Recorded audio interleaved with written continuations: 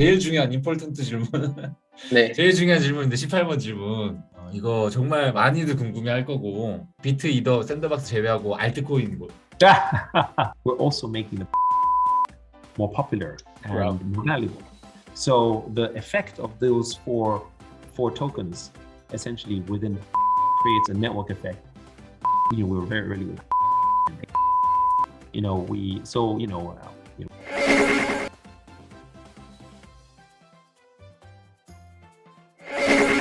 최근에 회장님께서 미디엄에 포스팅하셨던 칼 벤츠의 자동차 특허를 NFT에 비한 내용 잘 읽었습니다. 정말 좋은 글이었고요. 덕분에 NFT에 관련된 아이디어를 더 잘 이해하게 된 것 같습니다.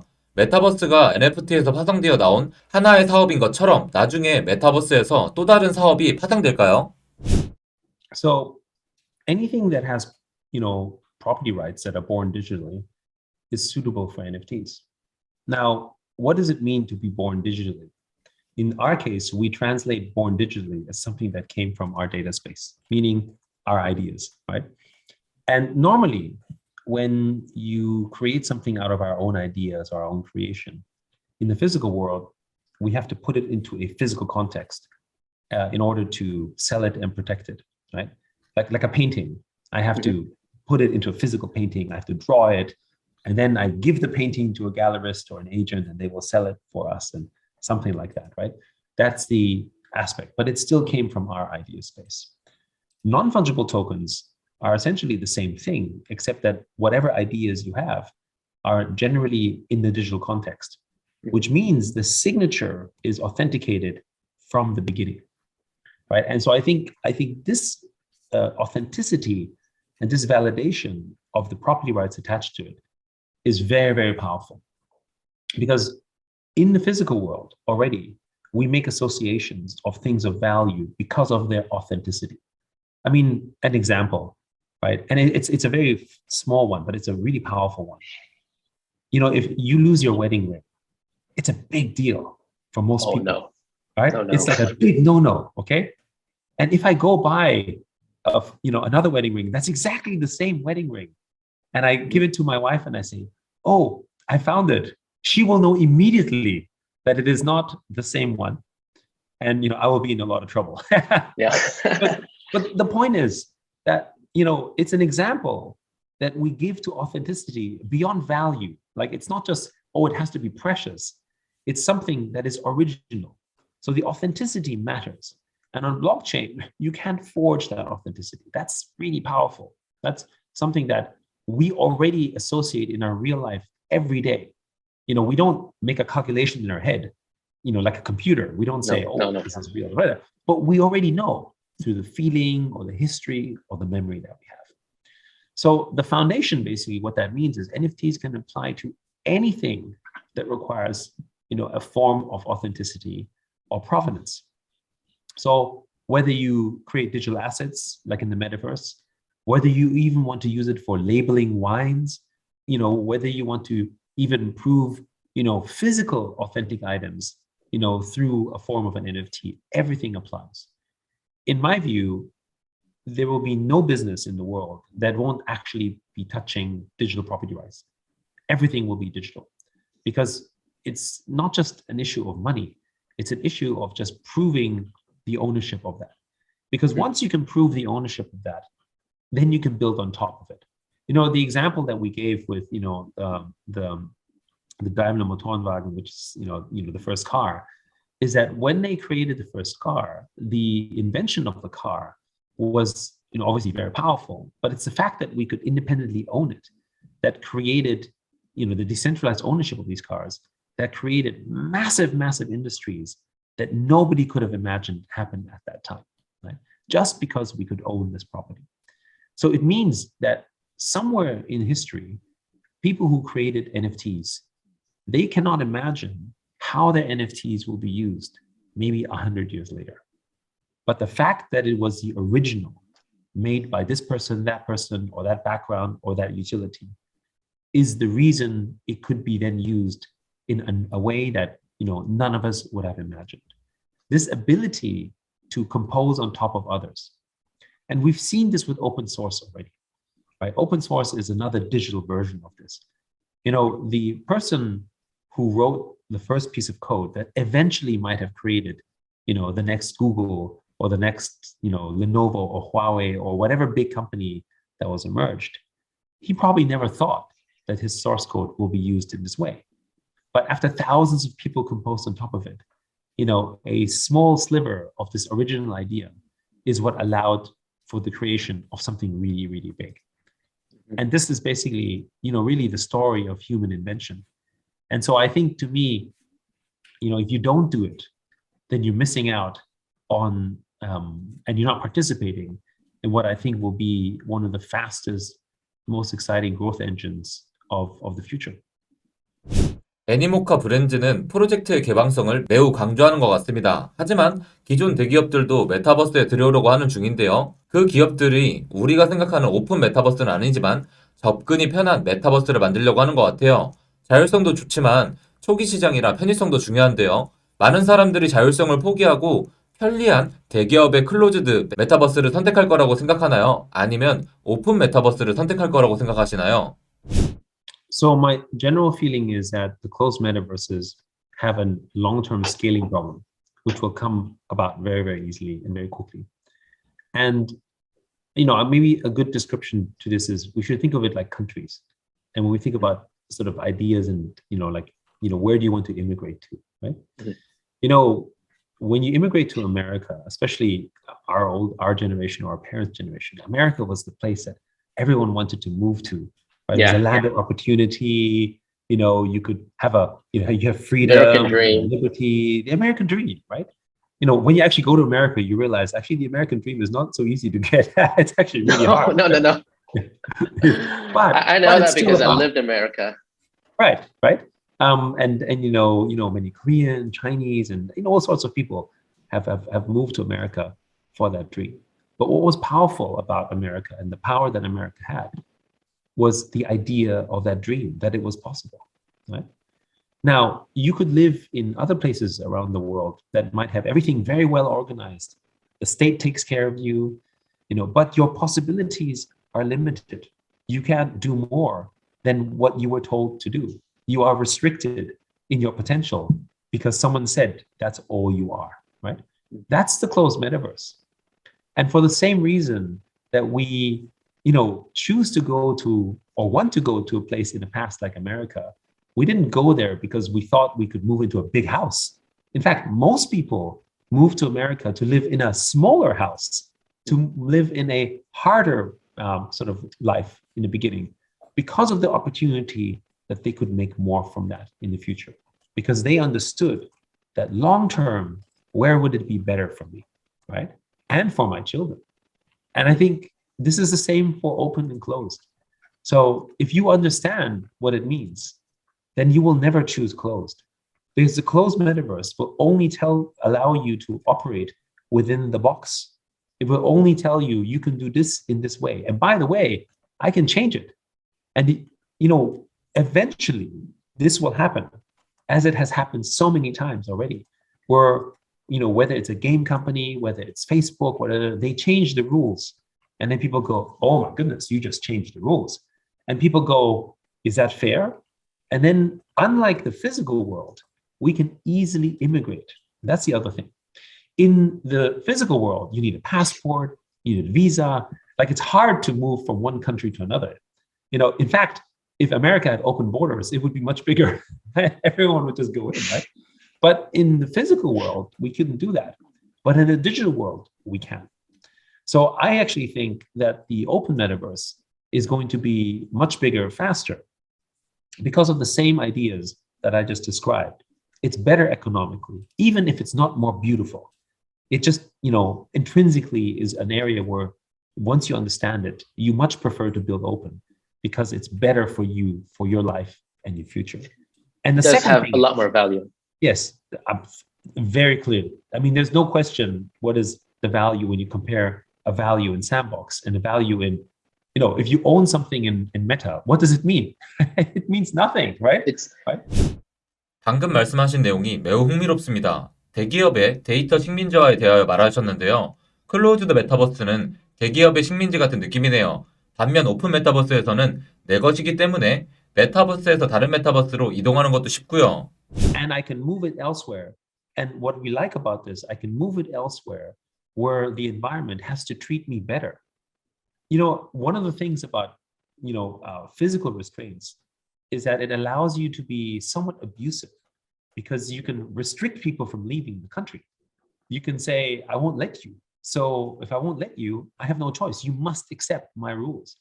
But if we could really choose to live anywhere in the world we want to, then actually, what does it change in the behavior of our governments if they know that it's possible that your citizens might all just leave one day, right? It's no longer just, I'm electing you. I don't want to be here anymore, right?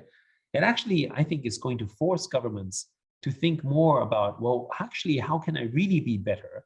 Because if I'm not, I will lose my economic power because I will lose my citizens, right? So this is what's exciting about an open metaverse, because actually that's possible. In a closed metaverse, you can't do that because at the end of the day, if the closed metaverse becomes bigger, they control everything and I can't move my assets out, which means I no longer have the freedom or the rights attached to it. So I think this is a very, very important point here. And, there's an interesting example. It wasn't that long ago, maybe a month ago or so, a person on Instagram owned the @metaverse handle. And if you look at the news online, one day after Facebook renamed themselves Meta, she lost her handle because she was apparently impersonating someone else, but she had the handle for 10 years because she thought she owned the @metaverse Instagram handle. In fact, she only rented it. After the outcry, Facebook quickly returned it to her. But the point is this. Even if Facebook returned it to her for now, there is no guarantee that they can't take it away in the future. That's the issue. I mean, imagine how you feel like if you owned a property and you had a shop for 10 years, you were selling your pastries or you had your restaurant. And then one day you go, shop closed, you don't own it anymore. You're like, why? What happened, right? And in the physical world, that's just not possible because there are laws and there are systems in place. And that's the reason why we can't trust closed metaverses, because it's not about the structure of intent. Most people, if any, don't believe that what they're doing is bad, right? Nobody believes that. Everyone, even when Facebook became very powerful and did, arguably very bad things, nobody inside Facebook was like, oh, we are doing bad things, right? They all thought that they were doing something that was going to protect the community. But there was one issue. They only were protecting a minority interest because they were only cared about a small number of people, not for the entire citizenship that represented Facebook at the time. And that's the issue. The issue is that you don't have real power vested within the community. And that has to change. When the community has some power, that is when they can actually enact, change that protects everyone. 그러니까 클로즈 메타버스는 과거의 봉건제도 같은 거군요. 오픈 메타버스는 민주주의고요. It is. And most importantly, it's the institution that assures that your property rights are protected.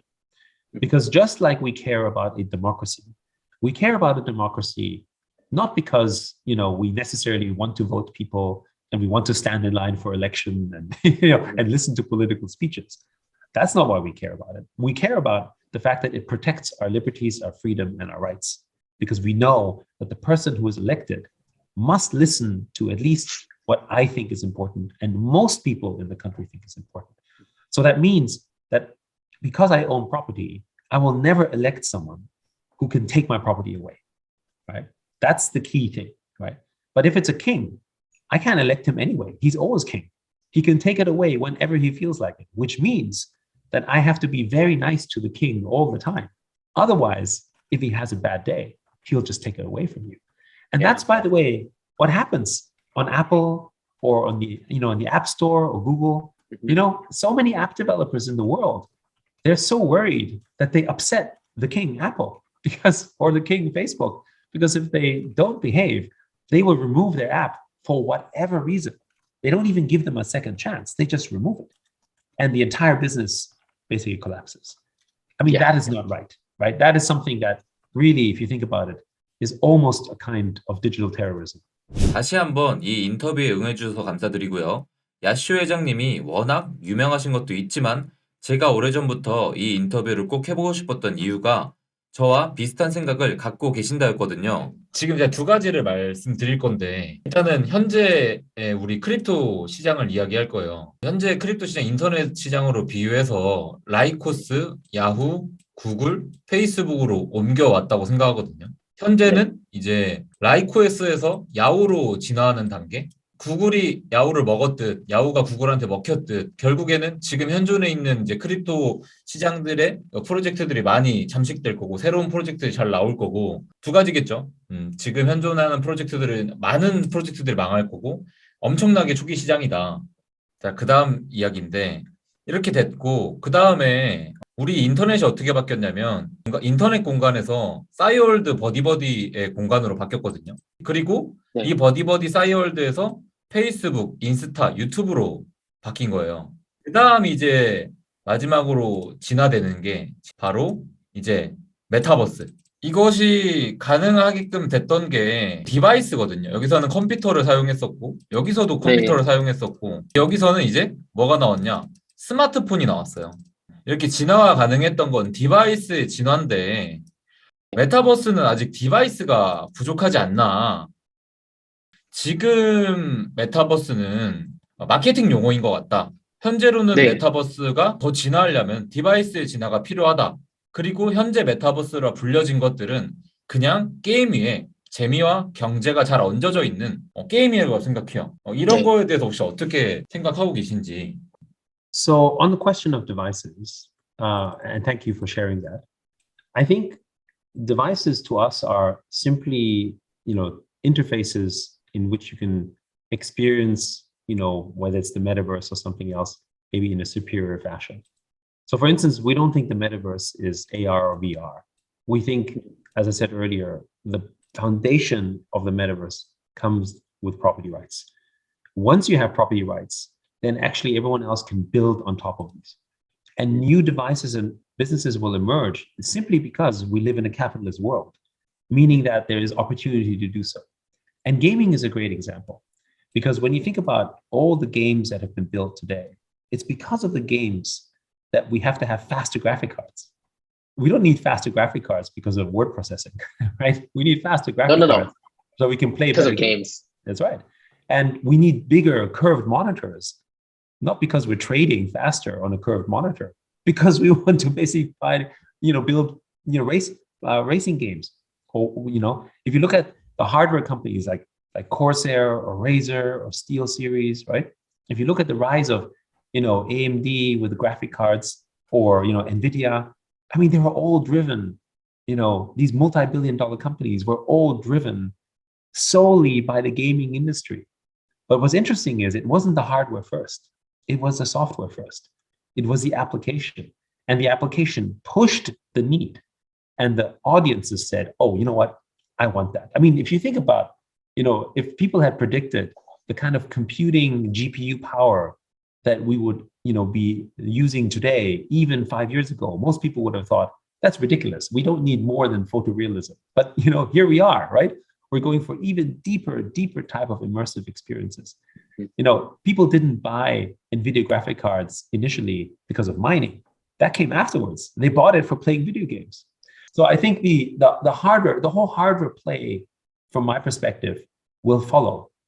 And I, for instance, completely believe that there's going to be phone companies, whether it's Samsung or someone else, that are going to make, basically blockchain phones very specifically focused on maybe play to earn or other things, right? But you know what? We don't have to, encourage this, because the business economics are so big that someone else will do it anyway, right? I mean, that's the whole point, right? The whole point is that, because the metaverse and the ownership the parallel is so large, right? When, if you take a look at the billions of dollars of value generated in Axie, and then, the billions of dollars of value generated in Sandbox, this is big enough already for some other company, it doesn't have to be a big one, to maybe design some new hardware experiences just for that, which is, by the way, how it started with video games. When Call of Duty was pushing the envelope forward, right? Then graphic card companies said, you know what? If I actually make a powerful enough graphic card so you can play Call of Duty, everyone who buys Call of Duty will actually buy a graphic card as well, right? I mean, that's basically the foundational thinking around it. Now, I do want to raise one point here around sort of the structure of where we think the future is going, because I understand the parallel, that Mr. Dongboknam is describing in terms of examples, and that we're kind of maybe in the Yahoo time and it's moving to Google and Facebook and so on. So one of the parallels that is so different, though, is that actually it isn't so much that we have different devices, but it's the fact that we're ultimately, through blockchain, already on a shared computing system. Now, just think about that for a moment, right? It means that we are actually now connected onto one computer. When you think about it, when I'm using Ethereum as an example, slow as it may be, I'm actually connected to the same computer that many other people are connected to. That's not true, actually, in anything else we do in computing. When I play an online game, I'm not actually sharing my computer or my space with another player. I have to connect to another server, and the server is taking care of all the work for me, right?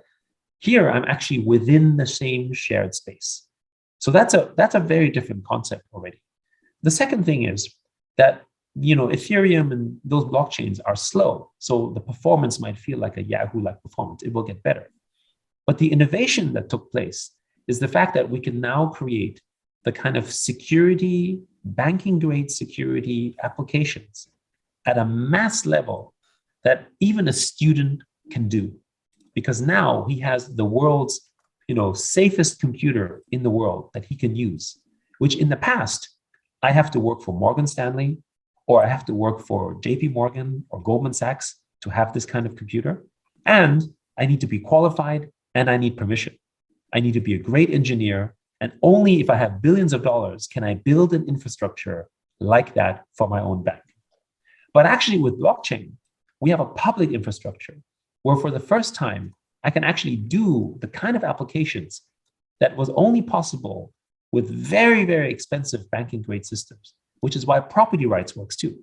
I can build the most interesting property rights business on a normal database, but my database can be hacked. I can lose everything. I don't know how to protect it because I don't have the money or the skill to do that. But if I put it on something like Ethereum or on Polygon or whatever blockchain, that takes care of it for us. So now I only have to think about the applications and how to build it safely. I don't have to think about all the other infrastructure in the back. That is the big change. And so the innovation, what we see with DeFi and with NFTs and property rights, is the ability for us to now think greater. It's because we don't have to think of the backbones. One of the most important things in our liberation of our mind is the calculator. I'm not sure how old you are, but maybe you were still the generation where you were not allowed to use a calculator in school. I was that, right? Me too. Yes, there you go, right? But all of our children today are allowed to use a calculator in the test. And it's the reason we can use the calculator that we can have, architects and designers and other things, because they no longer have to reserve half their head for computing automatic computation that a computer can do much faster. In fact, the calculator unleashed creativity and economic potential because we no longer have to be living computers. Only a small number, like I remember when we were students, there were the math geniuses. Those were people destined for the kind of math work because they could do work faster than a computer. But now with the hands of a calculator, I can focus on creativity. I don't have to focus on the math, right? And that's what blockchain does as well. It opens up and liberates a different framework that allows us to be imaginative and creative with a large scale, super secure, very safe computing system. And it will get better. So in that sense, I think we're going to have a shared space, right, as blockchain is today. And we're going to share in a shared network effect, which is why we're investing the way that we do. Meaning that we don't believe that there's going to be one winner. We don't believe that there's going to be one Facebook and one Apple and one Google. In fact, we hope it won't be. In fact, we think it should be much better if there were thousands and thousands of these companies, not just decentralized ownership, but decentralized in their power. 답변 감사합니다. 이제 다음 질문으로 넘어가겠습니다. 이전 질문에서 말했듯 NFT와 암호화폐 개념이 자산으로 평가받고 있습니다. 그래서 기존 자산 부분과 겹치는데 NFT가 담보가 되어 대출에 활용될 수 있다고 보십니까? Oh, it's already happening today. I mean, if you think about what's happening in the collateral space right now, you can take our NFTs like Sandbox or even our cars, and you can get a small loan for it, in things like, Pawnfi or NFTFI or, a bunch of these platforms. So yes, it's already happening. And if you think about it logically, it makes sense because, up depending on what the value is, these assets are yield generating, right? These are not just, they're not necessarily just something you can sell. Some of them generate actual yield. So they have an actual intrinsic value as well in terms of how it's used in the ecosystem. So the short answer is yes, absolutely. 그러면 부동산 담보 대출처럼 더 큰 대출이 가능하다고 생각하시나요? Yes. I mean, look, the most expensive sandbox real estate that was sold recently in the secondary market was, I think, $4.6 million US. Right? I mean, it's Oh my God. Yeah, right. I mean, it's Crazy. It's definitely something that is collateralizable for sure, right? You can see that happening already on a regular basis, that people are doing this stuff on third-party platforms. And I think this will just continue to accelerate. You don't have to necessarily even think of it in terms of just real estate. I mean, if you take a look at a Bored Ape, right? I mean, if you look at the value and the liquidity of a Bored Ape, you could say, things like that, NFTs in terms of value are more valuable than some apartments in certain countries, right? In terms of the way that it trades. So as long as there's liquidity, there's a financing structure available around it, and money to be made. So, capitalism will come and take advantage, right? NFT 자체가 디지털 자산이긴 하지만 아직 우리 생활에 꼭 필요한 것은 아닙니다. 우리 삶의 필수 부분인 전통적인 자산을 그냥 버릴 순 없잖아요. 그렇다면 NFT 대출의 환경과 생태계가 얼마나 오래 갈 것이라고 생각하시나요? Well, okay, Happen. NFT loans are already happening right now, right? So Okay. that's already happening right now. Oh, yeah. But in terms of scale and growth and size, I think this will simply accelerate. And I think the reason this will start to accelerate is because as people start developing, basically these assets, sometimes they see an opportunity in which they can just take the capital that's there and use it somewhere else, right? And I think what you're seeing now is a case where you're generating yield.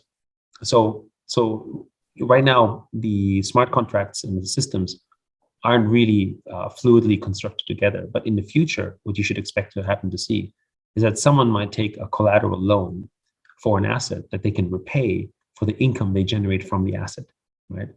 And in that context, that means that you're now able to, whether it's Axie Infinity or whether it's Rev Racing or whether it's Sandbox Land, you're already making money from it. So with that, you have a factoring capacity where you can take a loan knowing that it could be repaid. No different than when you're renting your property and you can get a mortgage for that because the bank now knows, well, you have, rental income. So you can support repaying that on top of it. So these are all things that are currently being figured out. But, we're already at stage one. And, once stage two happens, I think, the lending ratios. It's going to go very just go up. fast. That's right. Correct. 마지막 공식 질문입니다. 저희가 여쭤보진 않았지만 한국 청중들이나 회장님의 팬분들께 꼭 하고 싶은 말이 있으신가요? Well, first of all, thank you very much for your faith and interest. One of the things that maybe I'd like to add is Korea has always really been at the forefront of, if you think about it, gaming and broadband culture. Yeah. So I feel like this is perhaps one of the most important topics for, Korea's next generation, not just in terms of youth, but also technology. Because Korea also is more of an island, if you think about it, right? Google isn't that big in Korea, for instance. You have your own search systems, you have your own ecology, right? So you're almost a separated sort of, Web 1, Web 2 world, right? But with Web 3, for instance, actually the power of Web 3 comes from the shared network effect, meaning that it's going to be much harder to be building in isolation. Now, Korea has also demonstrated that actually it has the potential to reach to the world because of K-pop and K-drama and K-games and K-culture really is everywhere if you think about it, right? So clearly, the potential is there, which to me means that Korea has a unique opportunity. It's a reason we partnered with companies like Cube. We have an office not just with Enway, but Sandbox has also its own office in Korea as well. Yeah. And the reason we are building these out and these partnerships is because we think there is incredible opportunity for what Korea has generated in creating a powerful network effect of its culture to the rest of the world. But traditionally, this has been limited only in an export model. And I think the promise of Web3 is that actually every person in Korea could actually own a piece of that the rest of the world can enjoy as well. In other words, a maybe slightly utopian, but really strong potential could be that actually, you can't just be proud of the fact that Korean culture is exported to the world. You could own a piece of that. That's really much more powerful than just to say, oh, look at Korean culture, it's taking over the world. Oh, and I actually own this NFT, or I own this part of that culture. That to me is the next level. And I think, people may feel it, but don't fully understand it. And I think, where, maybe the audience in Korea to appreciate what property rights really means is to own a stake in these projects, to own a stake in, the export of that culture, gives it extra meaning. So I'm really excited about, working more closely with, all of our fans and customers in Korea. 네, 회장님 말씀대로 단순히 해외에서 한국 문화 좋아 라고 하는 것보다 봐봐, 내가 K-팝 문화 그 생태계에 큰 참여자였고 그 NFT도 가지고 있어 라고 말하는 것이 자부심도 더 크게 느껴질 수 있는 부분이겠네요. That's right. And to benefit from it too. Right? You're not just feeling it, you're owning it, right? That's so much more powerful, I think. 이 부분에서 정부 규제에 관한 부분이 걸리는데요. 디파이뿐만 아니라 플레이-투-원 게임도 한국에서는 불법입니다. 더 나은 사회로 발전하기 위해서 도약해야 할 장애물이네요. Yes, Agriculture I would itself. say, while I understand that, regulation is taking place, which is important, I think, part of our job and everyone's job is to make sure that the regulation stays positive and nurturing towards the growth. To me, this is way, way too important, especially for a place like Korea, to sort of, it should not lose its, its content leadership position by essentially over-regulating what's happening in Web3. But I will say this, maybe there's some aspects that are regulated, but non-fungible tokens are typically quite safe, right? So NFT and being able to own a part of, whether it's your K-pop culture or your virtual land or whatever it is that you're doing, these are things that you can own and you can use them. And I think that's, one way to participate. But in the meantime, obviously, do lobby your government and explain to them what the benefits are. Because you know what? I mean, it's taxes. At the end of the day, it's an income. And actually, how much tax revenue is Korea making from the content business? Incredible. So there should be no reason why they shouldn't be able to get the same benefit in Web3 if they think about it smartly. 야시오 회장님은 한국 문화에 대해서 많이 알고 계신 것 같습니다. 저희가 영향력이 있을 수 있는 이유는 저희 구독자분들 때문인데요. 저희의 토대가 되는 아주 감사한 분들입니다. 혹시 넷플릭스의 오징어 게임 아시나요? 그 오징어 게임과 비슷한 크립토 버전의 컨텐츠를 제작하려고 합니다. 스폰서도 찾고 있는데 관심 있으신가요? Of course. I mean, I think, one of our other stated missions, to distribute and to promote digital property rights, we have to promote, right? And so, promoting it through avenues like this could be a possibility. So we have a separate communications and PR team that, if you have an interesting proposal, absolutely happy to introduce you to them and they can discuss the opportunities. So yeah, I would welcome looking at all sorts of interesting ways to promote the ideas. 두 번째로 저희가 다음 달에 NFT 마켓플레이스 런칭을 준비하고 있는데요. 팬들과 연예인들, 인플루언서들이 모여 콘텐츠를 만들고 활용할 수 있는 그런 곳입니다. 혹시 관심 있으신가요? Yeah, look, we're more than happy. As I said, we believe in, the open metaverse. We believe in interoperability. So in this sense, if it's an open platform-based NFT platform, then we're happy to offer our products there for sure. 마지막 질문입니다. 이건 제가 여쭤본 건 아니고요. 저희 구독자분들이 회장님을 만나면 꼭 좀 여쭤봐달라고 해서요. 제 질문은요. 회장님의 포트폴리오, 비트코인, 이더리움, 샌드박스 제외하고 포트폴리오에 있는 3개 정도 코인만 알려줄 수 있을까요? Well, I mean, so first of all, I have a lot more than three. So, Yes. and I think for us, just to be clear, we are long holders. I have lots of crypto from all sorts of different places, right? So I don't think I can just say three, really, to be honest. But it depends on what your preferences are. But I can basically point out to maybe what I'll do is first let me talk about some of the projects that I'm currently holding and why I like them. Obviously, they're part of Mhm. Animoca brands, but I had already shared, Tower. I like it a lot because it's a fair launch style, and so that's the Tower token. I'm a big fan, obviously, of Gamee, which is GME. It's another big one on Polygon. It's hyper casual. The team is, really quite strong in building out one of the big communities. So we think they've done an excellent job.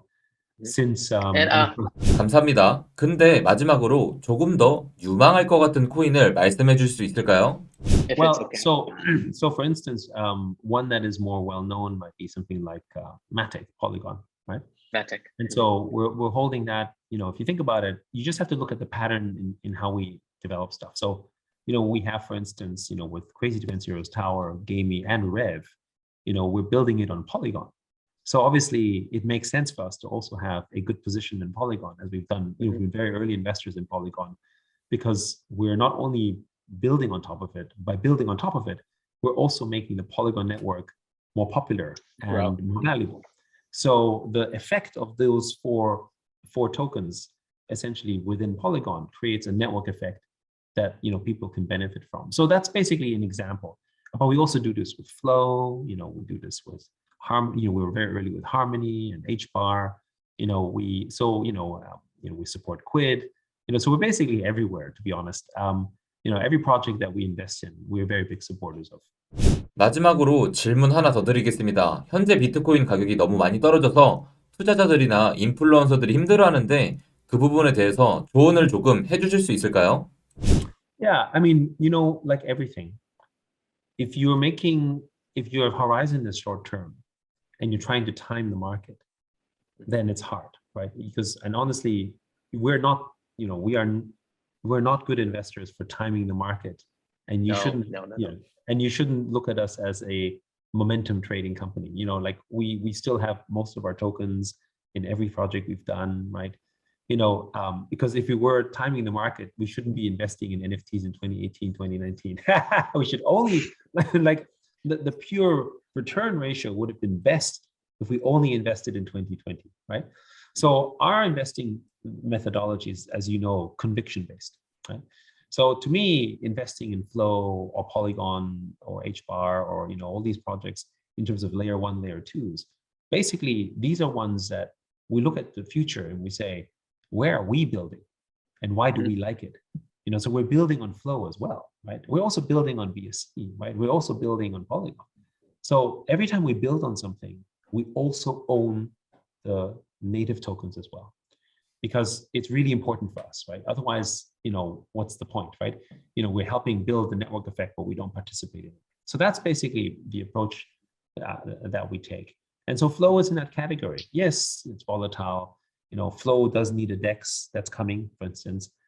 Flow needs a few more things to develop. I mean, they are a very new blockchain. Let's just be real here, right? But what people sometimes forget in the case of Flow is there's such a new blockchain, but it's used in a lot of places already, still growing, of course, right? That when you think about where will it be in 2 or 3 years, that's actually the horizon you need to think of. And so arguably, right, if the price is low right now, then is this an opportunity? That said, Polygon has current utility, right? BSC has current utility that is richer than just GameFi or collectibles, right? It's got, you've got DEXs, you've got other things in there. We also believe in a multi-chain future.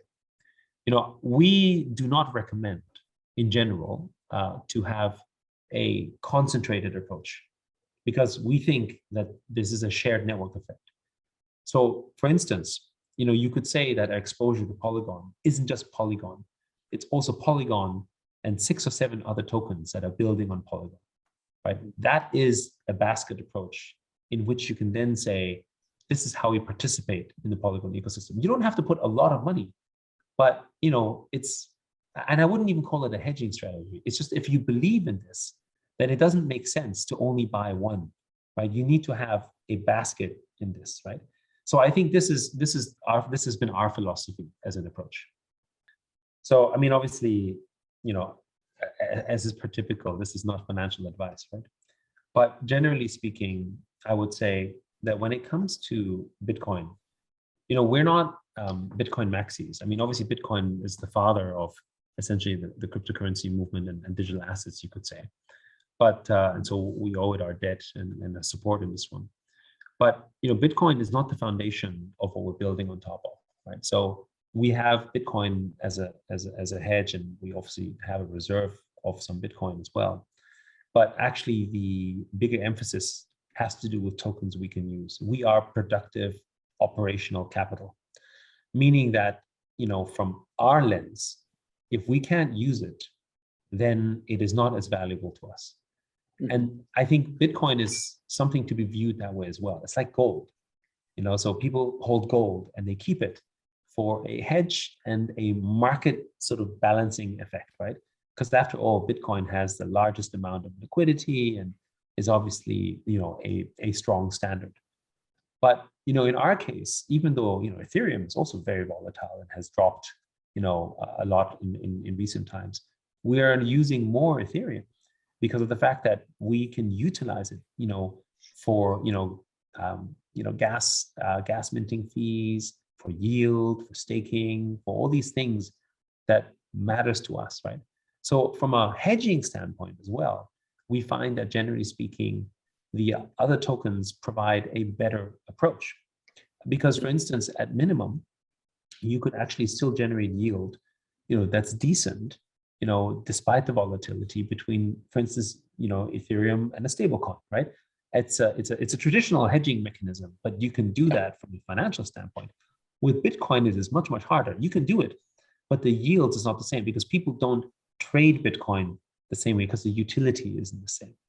So if you are an operationally minded company, then I think the strategy you take might be different than if you're just holding. Now, Bitcoin, however, has some advantages. For instance, Bitcoin is most easiest collateralizable amongst many institutions. And so for some people, if you want to have long exposure to digital assets, you might hold some Bitcoin. And then if you wanted to have a way to, get collateral, you could do so. Yeah. But, as I said earlier, for us as a strategy, Bitcoin is less urgent because of the fact that we can't use it. So every token in our reserve, we want to be able to be users of it. We want to be able to stake it. We want to be able to do stuff with it, right? So I would say that has been our approach. Now, what's also interesting is that the Bitcoin usage and ownership used to be for first, like the big reason why people went into crypto was because of Bitcoin. Oh, I need to own some Bitcoin. That was the initial state. But in 2021, and I think 2022, we'll see the same. Most of the users are actually joining the world of the metaverse, the open metaverse and crypto, not because of Bitcoin. So for instance, with our own sandbox, we're seeing many, many people buying sand for the first time. They don't even think it's crypto. They just want to own some land and they want to own some sand. That is their first entrance. And we see this. If you look in the Philippines, their first entrant into crypto is Axie Infinity. It is not actually related to Bitcoin, right? Mm-hmm. So basically in 2022, we'll see the same thing. So what we believe will happen, as we've seen already to some extent, there's going to be a decoupling. And the decoupling is where Bitcoin will have its own movement, which will have a macro effect. But all the other tokens that are driving new user adoption that are not from the crypto world, like a SAND token, or maybe in the future, something like Gamey or Rev or whatever, they're going to move in completely different directions that are uncorrelated to Bitcoin, right? So I think, obviously it's hard to know which one is the token that's going to do that. But what it used to be is that Bitcoin was a macro crypto hedge. I don't think that's true anymore in the coming years. 아, 진짜 죄송합니다. 진짜 마지막으로 하나만 더 여쭤보고 싶은데요. 아시다시피 구글, 페이스북, 마이크로소프트 등 빅테크 기업들이 메타버스 시장에 진출하고 있는 실정인데 회장님이 보시기에는 누가 메타버스의 왕이 될까요? So I don't think there should be a king of the metaverse. Like, I think that, if we have a king of the metaverse, I think we're in trouble. So we are. So the whole point, and if you think about the way we invested, we're invested in over 150 companies and we keep making investments. The whole point of doing this is to grow many businesses that are big and that actually have a way in which they can keep the ecosystem open. If the whole world had only one superpower, we would basically be guided by that world, actually, if you think about it, right? So we need to have enough of a balance between them. And from a creator standpoint, I think this is really, really important. Because if we lose our freedom of our ability to move our assets to the places that might be better for us, then actually what happens is we lose our power of self-determination, right? Meaning that if I am now stuck in a place because they tell me what to do, then I ultimately no longer work for myself. I work for someone else, right? All the time. Even if I own my own business, I'm still working for someone else. Actually, that is an impingement on our personal freedoms. And actually, it opens up for abuse, right? The commentary that has been true, I think, historically, as this famous proverb, is basically that absolute power corrupts absolutely. It is not that we want to that we think of doing bad things. Nobody does that, right? Everyone really believes that they're trying to do something positive for the most part. But it's when you start having too much power, that's when the potential for abuse happens. And the temptation or the fact that you are ignorant towards it, because, an example, right? Why are people in the past angry at people in the finance industry? Or why are people maybe even angry at some people in the technology business? Because both of them make good money. And in the beginning, they were similar to all the people. They knew what was going on. But now they're doing very well. They live a different life. They lost touch with the other people. And for the people who have lost touch, they're like, I'm still struggling. And you're like, enjoying this life and you're not helping anyone and you're making things more expensive. Maybe the comment is unfair, but the issue is the person with the privilege no longer understands because he is a person of privilege. He no longer gets the struggles of the common person. And the only way in which we can be reminded of that and to be aware and empathetic of our environment is if there is a balance across, right? So if you have only one metaverse, then that one metaverse will have a king. And that king will have his nobility and his elite class, and they will lose touch with the rest of the people again, right? So the only way to keep the system open and honest is that the users have a choice to leave a bad metaverse. That's why we need choice. That's why we need many, many metaverses. The most powerful thing about the American idea is not America itself, because when you go there, maybe this whole idea of democracy and freedom, and sometimes it's maybe not what you expect it is. However, that idea is what has kept so many other governments honest. And so this is the point. The idea behind it is so much more powerful than just the doing of it. And so we must have that possibility. And so we need to keep this hope alive. And the only way you can keep this hope alive is if you have many people building it and trying to be better than the others for the right reasons. 너무나 오랫동안 저희와 함께 해주셔서 감사드리고요. 저희 유튜브 채널의 목적은 국내 최대 암호화폐에 관한 스피커가 되는 것입니다. 그러기 위해 이 일을 하고 있는데요. 다시 한번 감사드립니다. Thank you. Thank you, Ashu. I love you. Thank you. Bye. 혹시나 애니모카 브랜드에서 한국 독자들에게 알리고 싶은 프로젝트가 있다면 추후에 꼭 다시 연락 주시길 바랍니다. No, absolutely. I think it's still early. Absolutely. We have to communicate. Yeah.